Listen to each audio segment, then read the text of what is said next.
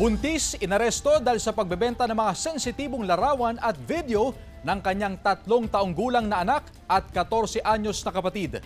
Ang detalye sa report ni CJ Turida. Mama! Mama!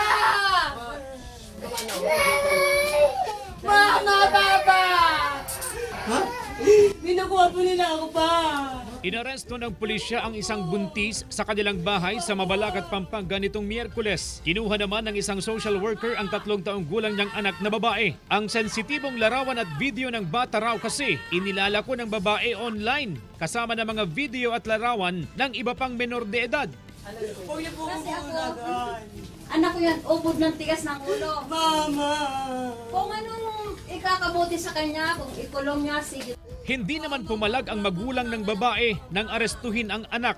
Biktima rin umano ng suspect ang 14 na taong gulang niyang kapatid na babae na nirescue rin ng mga otoridad. Patuloy naman ang pagsagip sa iba pang kaanak ng suspect na posibleng ibinugaw niya rin umano online.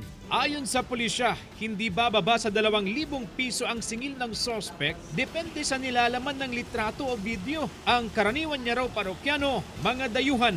Sa BGMP, meron silang tugon o tamang pangangalaga sa mga ganitong kaso. Dito sa amin sa WCPC na makakaasa rin na kung ano yung nararapat na pangangalaga ay ibibigay sa kanya. Hindi na nagbigay ng pahayag ang suspect sa harap ng kamera pero ang sabi raw niya sa pulisya, Usual reason kung bakit nila ginagawa to is to demand for their basic needs, lalo na 3 years old lang yung bata at siya ay 5 months na pregnant. Yun yung mga sinasabi niya during that time na inarrest namin siya. nahaharap ang suspect sa reklamong paglabag sa mga batas kontra online sexual abuse and exploitation of children at trafficking in persons kaugnay ng Cybercrime Prevention Act. CJ Torida, One North Central Luzon.